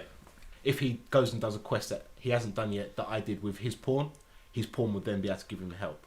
She'll say, I know where this is. That's quite cool. I know where this stuff is. That's quite a nice touch. Yeah, so that's the whole thing about hiring other people's pawns as well. So if you hire someone else's pawn that's a higher level than you that hasn't done the quest, they can help you do that. They can help you. Yeah. You can get those same benefits. Okay. And it doesn't... am I right in understanding that if you're using my pawn, I can still use it? Yeah. It just exists in 2 places. Yeah. Okay. And if someone else uses your pawn, when you sleep at an inn, you get the knowledge and that they learned, plus it gives you rune crystals. So depending on the level and how many people use them, the more crystals you get. And they're what you use to buy other people's higher level pawns than what you are. It sounds cool. That sounds like a really cool extension of like what Dark Souls did with like its science and stuff. It's kind of reminiscent of Dragon Quest IX as well, where your support cast is generic and it's all about the class and stuff. And I think that's kind of to some degree leveling up. And your pawn and your character is the main addiction to it. There's like a marketplace for pawns as well, isn't there? Where you get them from. So the Rift, is that what you were talking about? Yeah. But you can get other ones that aren't your friends as well. If I'm right? You can just get. There's anybody's. just like random. And you can get it's got all different kind of rankings. So you got top ranking. Yeah, I think that's cool. Best knowledge. That seems to me that's exactly where DLCs come in. Yeah, and then you grade people's pawns when you send them back to them. So you're like, they were helpful. Give them 4 stars. They look awesome. Give them 5 stars. I like that a lot. Have 1 star. It's like that's like weird user-generated content where it's not quite content you're creating from scratch, but it is these things that you're putting time in, and it benefits everyone if your pawns are cool. Yeah. Because ideally, what you want, I suppose, is the more people using your pawns than anyone. You want the best ones so people do use them. Yeah, that's cool. I like all of that apart from the whole. Here's the shit I didn't want for you to take back to your master, But it just goes into storage. It goes into item storage. And then you can just go and fucking sell it anyway. Yeah. I mean, the only real downside to the whole pawn system is that Capcom servers aren't fantastic. a lot of the time you'll save and it'll be like servers unavailable. Then it'll go accessing server, and that'll go on for 3 minutes, and it'll go servers unavailable. It's like, yeah, you already told me that. Yeah. It's like every time you sleep though, it does the accessing server thing, so you get your rune crystals and you pawn those and you stuff, and you sat there and it's just like you're waiting for this bar to just tick up so you can start playing again. Yeah, And it is irritating in that way, but you know, it's a payoff. Okay. So do we like it? Yeah, I mean, I'm finding it quite addictive. I mean, like I say, it's got a lot of Japanese bollocks attached to it. It's fucking rock hard. The save system isn't great, but neither was kind of Dead Rising, so it's not something we haven't seen from Capcom before. No. But yeah, it's pretty addictive. yeah, I really Once you're into it, it takes about 10 hours to get in, but once you're in, it's pretty good stuff. I'm really enjoying it. It's well built, I think. Be interesting to see where if it gets a sequel, where they go with it. I mean, it's coming at number 3 in the UK charts. Yeah, I think it's done quite well. I think it's probably a dead cert that it'll get some sort of extension. Considering how sneaky it was at coming out, because no one had really listened. Yeah, to it's a Dragon's bit of a Dogma, I'd seen slow bits burn. and pieces, and then just out of nowhere, it's like, What I saw of it just made it look like kind of Monster Hunter, so that kind of put me off because I'm not a fan of Monster Hunter. I know Noah's quite a big fan of I Monster did like Hunter. it, but yeah, it's definitely the environment feels really similar. It's got a very Japanese look to it. Yeah, I think, yeah. You know. Even though it's kind But of the dragons don't look half as fucking cool. Actually, I've not seen any dragons in it. I need to. I might pick it up. I'm curious into it, but Red like I say, I Dragon's don't kind of think cool. I The like. mythology when he gets your heart out, like rips it open with this giant dragon finger, and the heart's hovering in front of it, and he just points it to his face, swallows it. Nice. So the scale of things is pretty cool. Dragons talk. The dragons don't talk, right? yeah. yeah. Yes, Do But they? What is it with dragons? It's telepathy. Yeah, dragons shouldn't talk. But his mouth moves. Does it? Is it? Yeah. You sure? Like- Yeah, but it's only your character can understand it. Okay. Okay. It's convenient, isn't it? Well, you are the Arisen Yeah. Well, that's also convenient. rather than Dave. Yeah, it's interesting. I reckon it's probably done all right. It's weird that there's been quite a lot of games like this, or not like this, Yeah, but after in the Skyrim same with sort of Witcher vein, 2 yeah. and Dragon's Dogma. If you like that and Kingdoms of Amalur and Yeah, stuff. this so far this year it seems to be year of the RPG. Yeah, it's you know, if it works. But Yeah. these are the games that you invest so heavily in. You know, that if you're heavy into an RPG, you don't have time to play anything else. No, this is You know, true. no one's playing Skyrim and something else. No, unless you're So, Cole. Yeah, value for money. You were saying there was DLC. There was a thing because Oh yeah, they Capcom want were quite DLC. vocal about their on Yeah. this DLC for that, and they're just going, look, just get over it, it's fine. It's not even DLC that really matters. It's like 8 Yeah, hairstyles and shitty. an outfit, yeah. That's And cool. you can buy rune crystals, and that's about it. No, there is subquests now as well, Yeah. and there's access to special pawns, but that's available to everyone. That's not DLC. Yeah, okay. But it looks like there's support for it. Yeah, I think there's going to be a shitload of DLC, and a lot of it's going to be shitty. It's going to be like buy these feathers for your headband and stuff like that Yeah. for a gajillion Microsoft points. People do, man. How much have you spent on avatar items? A lot, Exactly. More than a game's worth. probably, Yeah, most definitely, exactly. 100%. Yeah. I'd say a lot more than one game's worth. All right, well, yeah, that's Dragon's Dogma then, I guess. Is there anything else, gaming-wise, that we've missed that you guys have played or is worth a mention? I've touched on Thor for DS, which I Really? heard a lot of good things about, Wow, considering every other version was crap. it's a DS game. Yeah, I've only kind of literally done like the first level, so maybe possibly talk about that next week. We'll see. Okay. I had a quick blast on the Ridge Racer Unbounded demo. Oh, I don't know if anyone else checked that No. out. It was alright. It was just kind of much. It was split second. That's what it Yeah. is. It's split second. On this split second, there's not you. enough copies of that.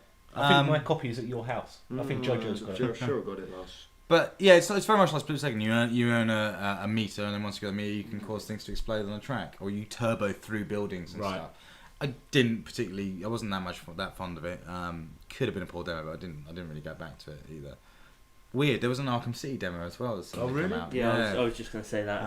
What a time to bring an Arkham I think City it's demo. because Game of the Year edition's coming out soon. This year there's so many Game of the Year editions. It always sort of jars me slightly. Dead Island's bringing out a Game of the Year edition. Oh, really? Batman Arkham City's bringing out a Game of the Year edition. It's I'm like, sure what, they've what all- was Game of the Year? But there's about 15 different Game of the Year edition, like Yeah, Game of the Years. and it's because just- if someone says your game is Game of the Year, you go, right, that's great. I'm Game I of can the I Year. can do Game of the Year edition. Yeah, and of course you capitalise on that. So that's why the demo's out. They're just trying to re-promote it, and obviously with the Harley Quinn DLC, which is out soon, I think. Tomorrow. Is that tomorrow? Yeah. I saw the trailer for that the other day. And the trailer's really good. Yeah, it looks cool. Yeah. So It takes off from a good bit in the game as well. Something that was when you're playing the game, I was like, well, what happened to Harley Quinn? That's important. Oh, yeah. She's the Joker's mistress. She's just tied up and left, and then they've gone back to that, and you get the option of playing with all these awesome characters around Arkham, which is what we've all been love. See, because I love playing as Robin. Robin was awesome. Robin was was awesome. It does With work his very bow well. staff was badass. Well, we'll see. Yeah, You guys will get that. Yeah, Someone's talk going about to it yeah, next yeah. week. We'll be chatting about it. All right, well then, in the interest of time, I think we wrap that up there and we move into our standard weekly Joe segment, which we're going to start about now. There's some music. Once upon a time, there was a boy named Joe. He didn't play many video games as a child. He was too busy out running and jumping through fields, perhaps stealing apples. But then one day, he found himself inexplicably on a video game podcast, and two guys, Mike and Shaun, vowed to take him back through time to play the games he missed. This is Educating Joe. Okay, here we are again for another round of what the fuck game is this? What game haven't I played? Why haven't I played it? Who's that character? What is this all about? Tell me about your life. Educating Joe.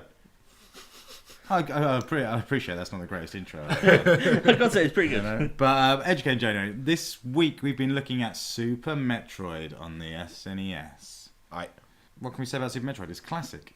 It is all-time classic. We don't, I can't remember the exact date for this, but I think it's around 94. It is 94. It's quite a It late comes up SNES game. saying Nintendo 94. That'll probably be the year intro. that they put it out then. Joe, how did this take you? I really enjoyed it. Did you? It's really good. Is it? Yeah. Like you said last week, because I played Shadow Complex, they're very similar in the way that they have the movement and the map, but yeah, it's really good. It does look really good as well graphically. It's for a SNES game. It does look awesome. It is literally the last generation of Super Nintendo games. Obviously, that's what 94 was the year before PlayStation 1 came out. Yeah, it's slick. I think that's the main thing. So you can instantly tell by looking at this game that it's like, whoa, this is not like a game that came out. You know, you can tell that a lot of work's gone into it. But it's also massive and complex. Yeah. It is huge. I've never been a fan of Metroid at all. I played original Metroid on the NES. I'm not sure exactly when I played that, but while I had the NES, it's kind of rock. Exactly. And then Super Metroid I played at the time, but I haven't played any of the subsequent Metroid games. You know, when I last played Metroid, I had no real clue or comprehension that it was a woman. Oh, you know, Samus is a woman. Yeah. And you do know that because it's in the. I think even in the NES game, I think you find that out. But it's that was not, you know, Metroid was not the big hitter that it is or has been for Nintendo since then. Back when I played it, Yeah. you know, I didn't even know what a Metroid was. Oh, right. Yeah. For anyone who's not played it, the premise is that you're a bounty hunter. I can't rightly remember what happens at the end. She docks in at a station, and then there's an incident on the station with an escaping Metroid. In Super Metroid, Yeah. Yeah. it starts with a flashback, doesn't it? Yeah, to the first one where it's all about the Metroids and when she first comes across them and destroys something brain. Mother. Yeah. And there's just one Metroid left and she takes it back to that station for an experiment, and then it leads on to Super Metroid where as she's leaving she gets distress call, heads back, and there's that flying pterodactyl dinosaur thing that steals Ripley. it. It's the red thing with like 7 eyes or whatever it's got. I never liked any of the design. No, I do not like the enemy design. They're like space pirates apparently, but they just look like giant. But even grasshoppers. Extending that from, I Yeah. never really liked Samus either. I thought. Oh, no, Samus looks slick. No. Shoulders too big. It was almost the 80s. NES has a weird jump. Weird jump. What always baffles me is how does she fit into that tiny little ball? Yeah, that's true. Yeah. It's kind of like it's called a morph ball because it does literally morph the size of the body, It's also the future. and in deep space.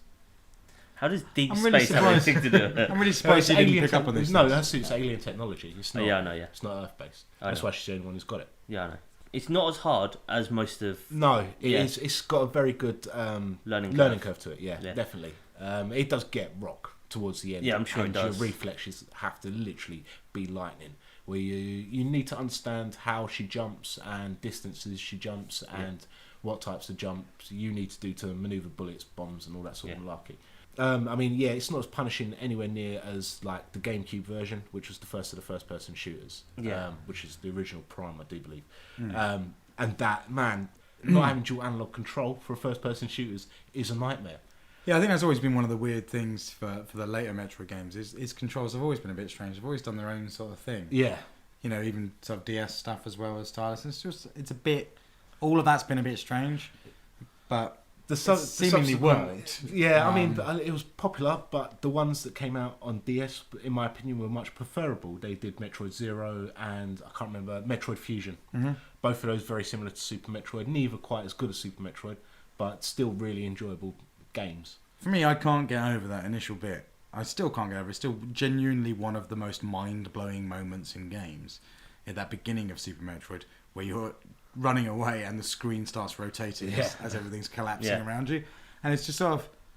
It still just like fries my mind. It's like, well, my TV's turning on its side. How does that happen? It's ridiculous to think that that's that good. But it is one of those pivotal moments. I love the map system on Super Metroid. Works really well because it has the routes that you can take and it has the little rooms and the ones with the dots in so it's items that so power ups and things like that. But you never know if it's a power up or like a recharge station or a boss battle.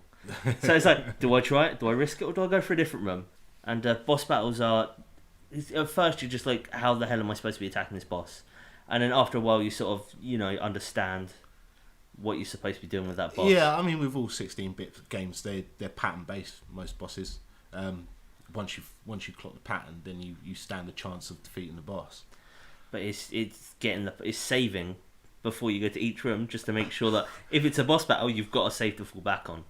But like you were saying with the enemy designs, they're just terrible. You have those weird sort of tortoise things with spikes that just walk around in circles on platforms, it's just weird. Well, I mean, initially Jellyfish. they seem to all be just 16-bit versions of their 8-bit cousins. Yeah, basically. It's I like think they haven't really redesigned anything for Super Metroid. And that's why I don't quite understand the popularity. Obviously, it's a very good game and it's very very well crafted. But yeah, like you say, the design largely has come from the NES. Yeah. Where then there wasn't much you could do. Admittedly, in the manual it had like full colour pictures and stuff for it, which I do follow, but I've never really seen the appeal. I don't understand. It doesn't look like particularly interesting sci-fi. There's a lot of cave stuff. Yeah. A lot of just dark, really sort of dull-looking environments. But I mean, that kind of indicates the actual pulling power of the gameplay itself. Yeah, absolutely. To carry you through it and Well, keep and, you interested. and it is a whole genre in itself. You know, there's no real technical term for it, but like, you know, this whole sort of Metroidvania style that Shadow Complex has gone for so clearly is its own genre. That whole mapping system is. I call is it auto mappers. Yeah, you know, that only happens when something is good, and it is good. It's an interesting way of doing it. It's interesting that the amount of assets that it uses to create the levels then is finite. It's very locked to a severe point. That you could lay out a map of the entire level. Yeah. And you're just going back and forth across the whole thing. Yeah. There's a lot of play with the adventuring aspect of it. Obviously, the key aspect is you press on until you come to a dead end. Then you press on in a different direction until you find what's necessary to pass your previous dead ends and go back to that point. And then that will unlock something else that allows you to move on. It's extremely well balanced. It's rare that you kind of find yourself in a situation that you shouldn't be in. It may happen once or twice for a playthrough where you kind of turn up and you're like, I shouldn't have managed to get to here at this point. But for the most part, it's very well set up so that doesn't happen. Yeah, there are secret tunnels stashed everywhere. Yeah. So it's like you'll come to a bit and you think it's like you're going to blow up that block and then just continue through. You'll blow up the block and you'll end up falling through the floor, and it's just like, well, you'll end up going up, and there's this weird bits as well. It's like where you got your normal tunnel, then you got two bits and you got a thinner bit which you have to roll through, but it's like in midair, so you can't get through it. At first I was like, how the fuck do I get through that? But you set off a bomb so it jumps you up and you just go through it. I mean, the game really opens up when you get any of 3 items. One is a grapple hook, which locks onto key blocks lining the ceiling, and also to certain enemies you can then grapple onto them and use them as blocks in midair. The second is X-ray vision, which then shows you what surrounding blocks can be blown up around you and what type they require to blow up. And the other is a super bomb. When you've got super bomb, you curl up into a ball, hold your right bumper and use the bomb, and it literally wipes out 70% of block types and opens up rooms in various ways for you. Once those 3 aspects, you've got all 3 of them together, the game's yours. You're just progressing constantly at that point. It's kind of one of those games where you need to persist. Once you do persist, something will click. And I've been playing a lot of Symphony of the Night. I've gone back to that on Xbox Live. I bought it ages ago and just didn't play it. And I went back to that recently when my disk drive was busted. And it's exactly the same thing. You just have to persist in certain places and the game will just open up for you. The thing is, you always want to persist as well. When you reach a dead end, it's like, I wonder how I get through that. So you want to go back and find out, get the next part so you know how to continue. Yeah. The game is built around those moments where something clicks in your mind and you're like, shit, I know I can get through that bit now. Yeah. I've just picked up this power up or this weapon or whatever. I know where to go in order to proceed to something new. Which is, it's just key cards and doors, essentially, isn't it? It's that sort of thing. But it's weird how it's not a model that's really used much these days. No. For something that is so popular amongst fans, or has sort of a certain cult following. It's strange that Shadow Complex really is kind of the last one to have done it in any real capacity. And had a lot of success because of it. But I suppose it's so... it's down to a 2D plane, isn't it? That's what it largely comes down to. Yeah. You need to have a 2D game in order for that style of gameplay to work. But playing Super Metroid, I really want to go. I will want to play more of that type of game. So it makes me want to play Shadow Complex again. And it'd be nicer if they made, the occasional arcade game which is like that, because it's a good style of game to play. It's different and it's puzzling and challenging. I suggest Castlevania Symphony of the Night. Yeah, exactly. Castlevania is another good example, and one you're more likely to come across because it's not locked to Nintendo. That's it. Yeah. That's the problem with Super Metroid. It is. Yeah. Not a lot of people are getting exposure to it because it's Nintendo owned and controlled. That's that. Yeah. Though it is available on Virtual Console. Virtual Console. Yeah. Who's using that though? That's another good side. Who is using Virtual Console? Because all the casual owners probably aren't touching it. Yeah. So it's the hardcore ones that do it. In which case, they're probably people like you who've still got it on the SNES. Yeah. Or are playing other things like Castlevania and Shadow of Complex. Shadow of the Complex.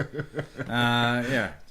But interestingly, there's a rumor coming up that we will know more about next week, but that the next Metroid game is to be announced at E3, and it's apparently by Retro Studios, who have obviously done other stuff, but more recently Donkey Kong Country Returns. Right. And that apparently this new Metroid game is I believe the title is Metroid Star Fox Fusion. Oh, Jesus. Oh, yeah, I remember you saying. So Metroid meets Star Fox and fuses. I mean, obviously they're kind of struggling and have struggled for a long time to capture the success of Star Fox original or Star Wing in the UK and Lilac Wars or Star Fox 64. They seem to think that deviating from the format of original Star Fox helps. Yeah, and it really fucking jump. doesn't. Yeah. I mean, Star Fox Adventures was a shit. Well, that's the rip-off thing. of They Zelda. keep trying to push to get that Star Fox Adventures thing going on, that sort of open world stuff, and it's sort of like, well, that's not what Star Fox is. No. You just want the R-Wing stuff. All we want is on the rail shooter. We want an on the rail shooter from Star Fox. That's it. But this, I'll give it benefit of the doubt. I'm confident in Retro, and it sounds interesting. Like the idea, although it sounds terrible, is also interesting. Like if someone said, "Well, what about if Batman and James Bond came together?" I'd be like, "Yeah, sounds like a terrible idea, but I wouldn't mind seeing it." What about if Batman had a fight with Mr. Potato Head? Yeah, exactly. In a hotel lobby. So yeah, that's a whole other story. But this is, I think, it's like ships collide and they all end up together. And I think the basic conceit that I saw online from this room was that the space sections would be like Starwing, Right. and the planet stuff would be like Metroid. Right. Well, okay, fair enough. That works. It works. It could work. But I can't imagine a giant fox and his animal friends in the same universe as Samus and these jellyfish. Right. Yeah, I mean, well, her universe is a bit messy anyway. It's a bit weird, the whole enemy design, so why the fuck not? Yeah. We'll see. That's see just what happens. Just a side point, really. It must be coming up to... I don't know when Metroid first came out. Should have looked that up, really, because obviously we've had a lot of 25th anniversaries. Yeah. Recently we've had Zelda and we've had Mario. Sonic's had his 20th birthday, if yeah, I'm so Metroid's got to be fairly close to doing that. It'd be interesting to see if Nintendo do push the boat out and do anything with it. Isn't Kid Icarus 25 years as well? Doesn't it say that on the front maybe of it the must be box? about that time because they're all roughly the same time. Kirby as well is another one. Right. But it'd be interesting to see if they do any sort of big blowout. They've done weird stuff. They did quite a big thing for Mario, but it was also a strange package. Zelda didn't get very much, weirdly. No. And Kirby's getting quite a big package, which is also odd. Okay.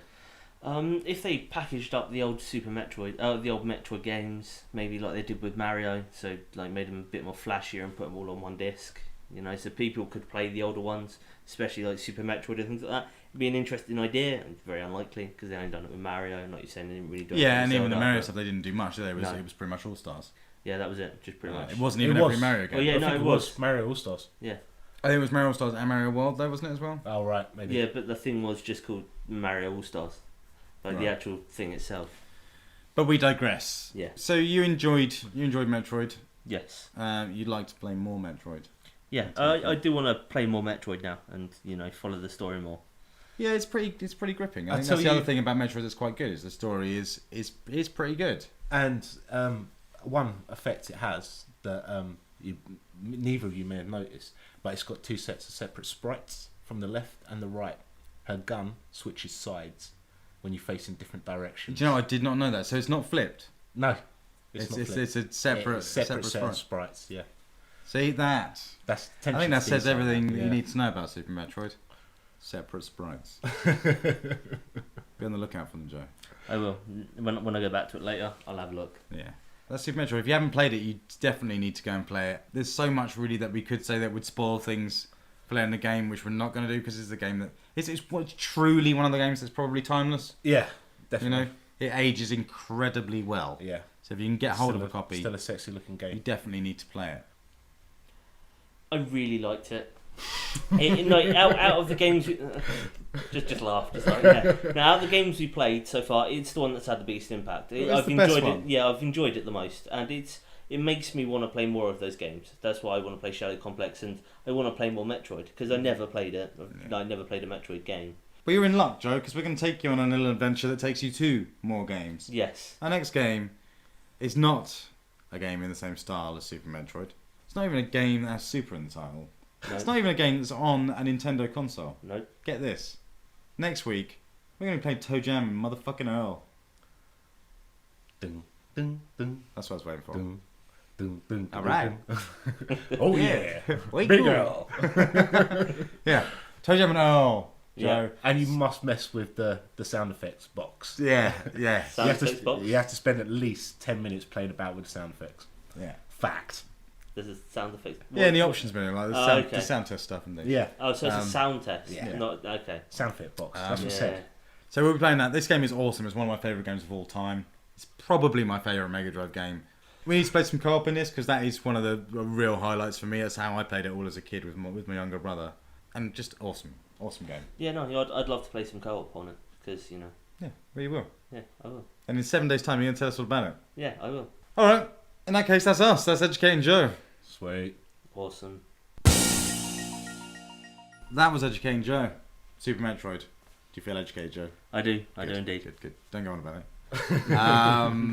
That's it. That's about all we've got time for this week. We'll be back next week with episode 18 of Things We Play. In the meantime, if you want to get in touch with us, you can email us, obviously, at thingsweplay@gmail.com.